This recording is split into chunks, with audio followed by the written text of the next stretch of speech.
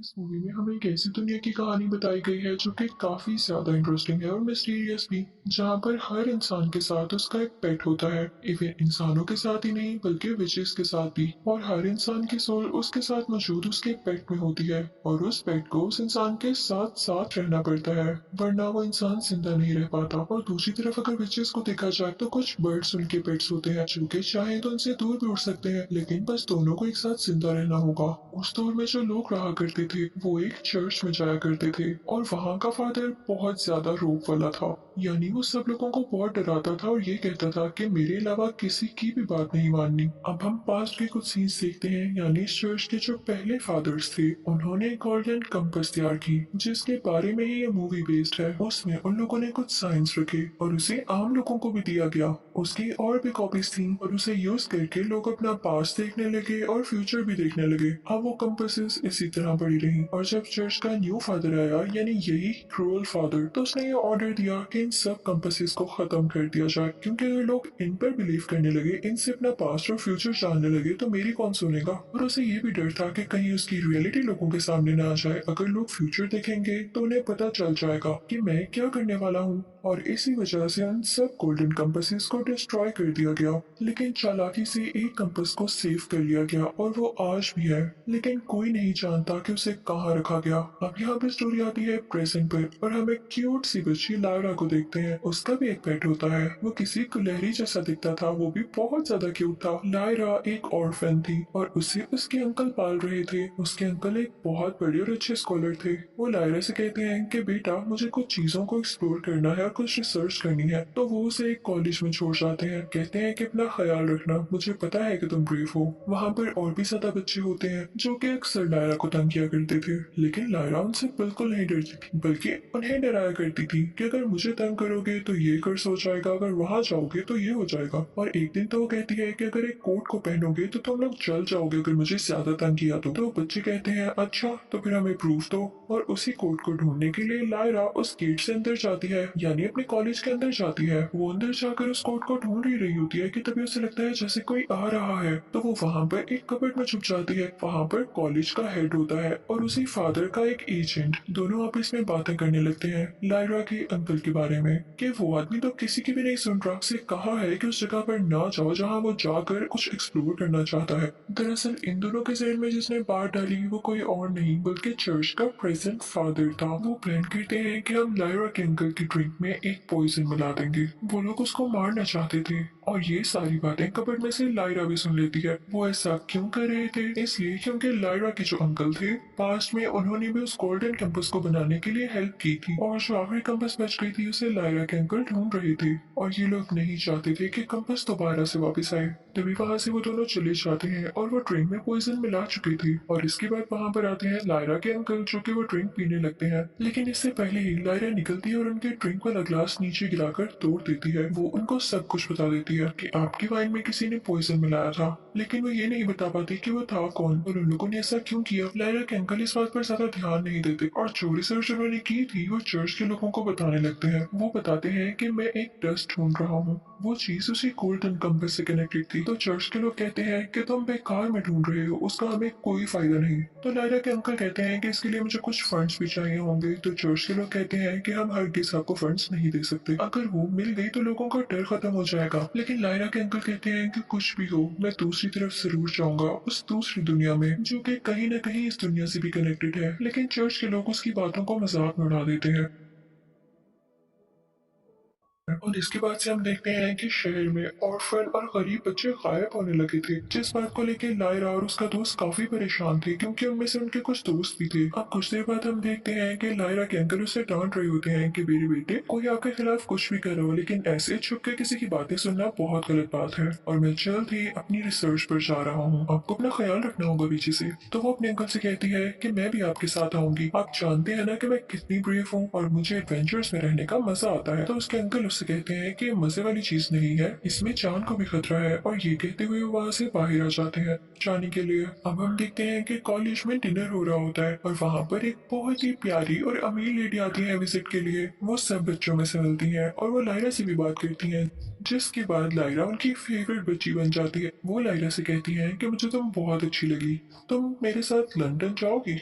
तो लायरा कहती है हाँ क्यों नहीं। तो वो अमीर लेडी कहती है कि शाबाश, मैं तुमसे एक और प्रॉमिस करती हूँ, मैं तुम्हें उस जगह भी लेकर जाऊंगी जहाँ पर दूसरी दुनिया है। ये बेसिकली वही जगह थी जहाँ पर लायरा के अंकल गए थे, और लायरा को और क्या चाहिए था, वो तो खुशी से पागल हो जाती है। इसी दौरान हम ये भी देखते हैं कि दो ऑर्फन बच्चे, जिसमें से एक लायरा का दोस्त भी था, वो गायब हो जाते हैं। जब लायरा के जाने का टाइम हो जाता है तो कॉलेज के हेड उससे मिलते हैं और उसको गोल्डन कंपास देते हैं और उससे कहते हैं कि इसके बारे में सबको पता चल चुका है, ये कॉलेज में बिल्कुल सेफ नहीं है। अगर तुम उस जगह जा ही रही हो तो इसको भी अपने साथ लेती जाओ, लेकिन याद रहे किसी को ये पता ना चले कि ये मैंने तुम्हें दी है या तुम्हारे पास है। अब लायरा पहुंच चुकी थी लंदन। वो बहुत एंजॉय कर रही थी, घूम फिर रही थी, उसे किसी किस्म की कोई रोक टोक नहीं थी। वो जहाँ चाहती थी जाती थी, लेकिन काफी दिन हो जाते हैं वो लेडी उसको लेके ही नहीं जाती उस जगह पर जहाँ पर ले जाने का उसने उससे प्रॉमिस किया था। एक दिन लायरा अपने पेट के साथ अपने रूम में बैठी होती है और वो उस कंपास को देख रही होती है, तो उस कंपास की नीडल बार बार एक लेडी की तरफ जा रही होती है, किसी औरत की तरफ।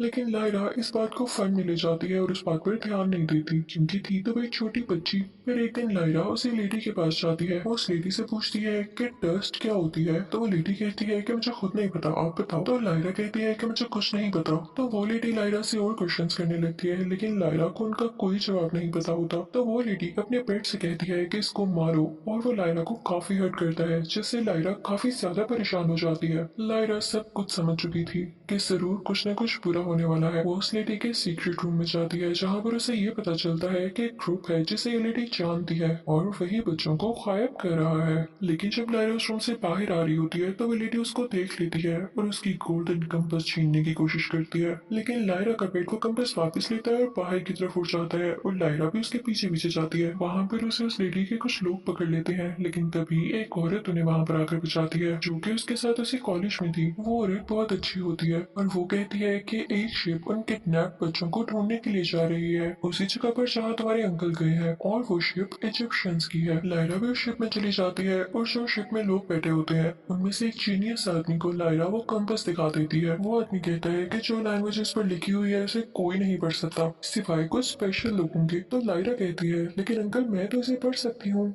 जिसे सुनकर सब बहुत हैरान होते हैं और लायरा उन्हें पढ़ने लगती है। तो उसे पता चल जाता है कि वो सब किडनैप बच्चे कहाँ पर हैं। वो उन सबको बता ही रही होती है कि तभी दूसरी तरफ वही रिच औरत उसकी तरफ एक फ्लाई भेज देती है, जो कि उस पर स्पाई करने लगती है, यानी उस पर नजर रखने लगती है, और वो सीधा आके लायरा और उसके पेट पर अटैक करती है। लेकिन वहाँ पर मौजूद लोग उनमें से एक फ्लाई को पकड़ लेते हैं और दूसरी वहाँ से उड़ जाती है। रात को लायरा शिप पर बैठी होती है कि तभी वहाँ पर एक बहुत ही ज्यादा ब्यूटीफुल विच आती है। वो विच लायरा को बताती है कि बच्चों को ऐसी जगह पर ले जाया गया है जहाँ पर उन पर एक्सपेरिमेंट्स हो रहे हैं। वो उसे सारा एड्रेस समझा देती है, और वो एक्सपेरिमेंट इसलिए है कि वो अपने पेट्स के बगैर जिंदा रह सकते हैं या नहीं।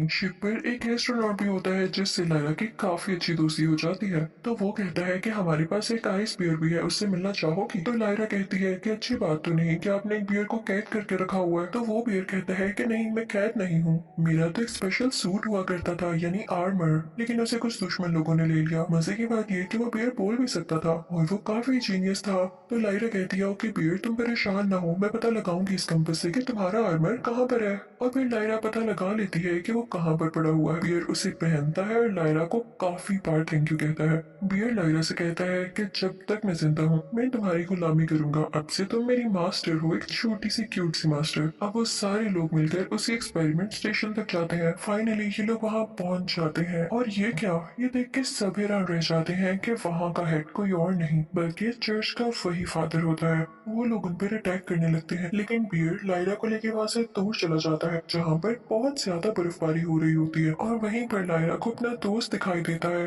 जो कि बर्फ में मरने वाला था और उसका पेट भी उसके पास नहीं था। जब उसका पेट उससे दूर गया तो उसकी हालत काफी खराब होने लगी। लायरा को बहुत बुरा फील होता है और वो उसे अपने साथ उसी शिप वालों के पास ले आती है। जिस औरत ने लायरा की जान बचाई थी वो लायरा के दोस्त की मदर थी। यहाँ पर वो दोनों आपस में मिलते हैं और लायरा को थैंक यू कहते हैं, लेकिन तभी उन पर दुश्मन लोग फिर से अटैक कर देते हैं। वो लायरा को किडनैप कर लेते हैं। वो उसे बियर्स के किंग के पास ले आते हैं जिन्होंने उस आइस बियर को खुद से लहदा किया था जब उसका आर्मर खो गया था। वही आइस बियर जो कि अब लायरा का दोस्त था। वो बियर्स लायरा से कहते हैं कि बताओ क्या एक्सक्यूज है तुम्हारा और खुद को इंट्रोड्यूस तो कराओ। तो लायरा को पता था कि बियर्स का कोई पेट नहीं होता, यानी वो पेट के बगैर भी जिंदा रह सकते हैं। तो वो जान के कहती है कि मैं उस बियर की पेट हूँ। तो वो किंग बियर कहता है कि तुम मजाक कर रही हो, बियर्स का कोई पेट नहीं होता। तो लायरा यहाँ जान के कहती है क्या वाकई उस बियर ने तो कहा था कि मैं उसकी पेट हूँ और वो आपके खिलाफ भी बहुत बातें करता है। वो ऐसा जान के कर रही थी ताकि ये किंग बियर और वो आइस बियर आपस में लड़ें। वो जानती थी कि आइस बियर के पास आर्मर है, वो जरूर जीतेगा। जल्दी वहाँ पर वो आइस बियर भी आ जाता है तो वो सब कुछ उसको बताती है और कहती है कि मैं जानती हूँ कि आप जरूर जीतेंगे। तो आइस बियर कहता है कि तुम तो काफी जीनियस निकली, मैं भी यही चाहता था कि हम दोनों में फाइनली लड़ाई हो ही जाए, थैंक यू। असल में आइस बियर ही किंग बनना डिजर्व करता था। अब इन दोनों में फाइट हो जाती है शुरू। आइस बियर और वही किंग बियर दोनों एक दूसरे को काफी पंचे मारते हैं, अपने दांत से जख्मी भी करते हैं और फाइनली आइस बियर उस किंग बियर को काफी बुरी तरह से हरा देता है। वो उसे उठा कर फेंकता है और अब वो बन चुका था उस जगह का किंग। लायरा और वो आइस बियर काफी ज्यादा खुश थे। अब वो आइस बियर जाता है लायरा के पास और उससे कहता है कि चलो वहाँ जाने का वक्त हो गया जहाँ दूसरी दुनिया है।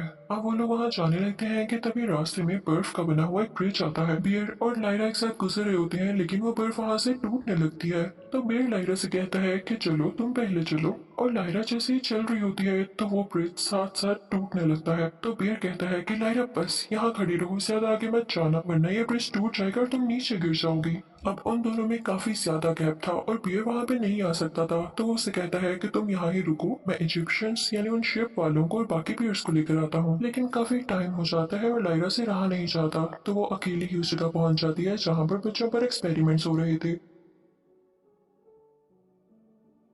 वहां के लोग उसे देख के काफी खुश होते हैं कि हो सकता है कि ये बच्ची भटकते भटकते यहाँ आ गई हो, क्योंकि उन्हें तो पहले ही काफी बच्चे चाहिए थे एक्सपेरिमेंट्स करने के लिए। वो अंदर चली जाती है जहाँ सारे बच्चे डिनर कर रहे होते हैं और वहां पर उसका बेस्ट फ्रेंड भी होता है जिसे देख के बहुत खुश होती है वो, लेकिन उससे आंखों के इशारे से कहती है कि अभी मेरी तरफ मत देखना वरना ये लोग समझेंगे कि हम एक दूसरे को जानते हैं। मेरे कुछ प्लान्स हैं, चुपचाप सुनो। वो उसे कहती है कि कुछ ही देर में सब बच्चों को अच्छे सूट्स पहना देना, यानी आर्म्ड सूट्स जो जंग में पहने जाते हैं, और मैं दूसरी तरफ वो कंपास यूज करूंगी। लेकिन तभी उसी रूम में वो रिच लेडी आ जाती है जिसके साथ बहुत सारे डॉक्टर्स होते हैं और वो बातें करने लगते हैं। तो वो रिच लेडी डॉक्टर्स को बता रही होती है कि अभी भी एक्सपेरिमेंट अपना जारी रखो। और जैसे ही वो जाती है तो वो डॉक्टर्स लायरा को देख लेते हैं। वो उसको और उसके पेट को काफी टॉर्चर करते हैं और वो उसको एक मशीन में डाल देते हैं और कुछ रेज ऑन करने लगते हैं जिससे ये भी हो सकता था कि वो मारी जाती। लेकिन तभी वहां पर वो रिच लेडी आती है और डॉक्टर्स को रोकती है कि पागल हो गए हो, क्या कर रहे हो। वो लायरा की जान बचा लेती है और अगले ही सीन में हम देखते हैं कि लायरा की आंख खुलती है। उसके पास वही रिच लेडी बैठी होती है।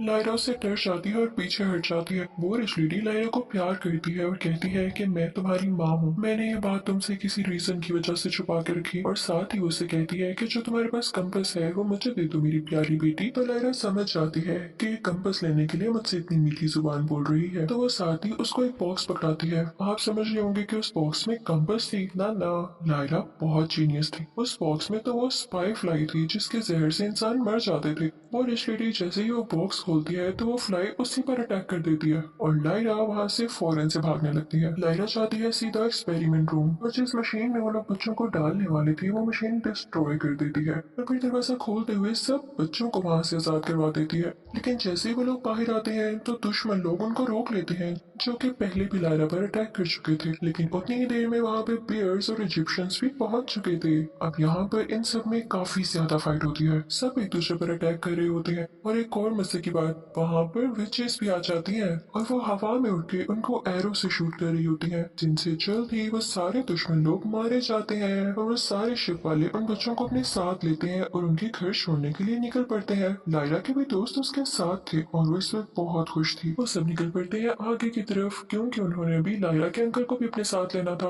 वहाँ पर विच शिप के हेड से कहती है कि लायरा ही वो बच्ची है जो कि सब लोगों को इन चर्च के फादर से आजाद करवाएगी और देखना पूरी दुनिया में पीस हो जाएगा, क्योंकि वही एक लड़की है जिसको गोल्डन कंपास ने खुद चुना। और इसी के साथ ये मूवी यही एंड हो जाती है। Thank you for watching.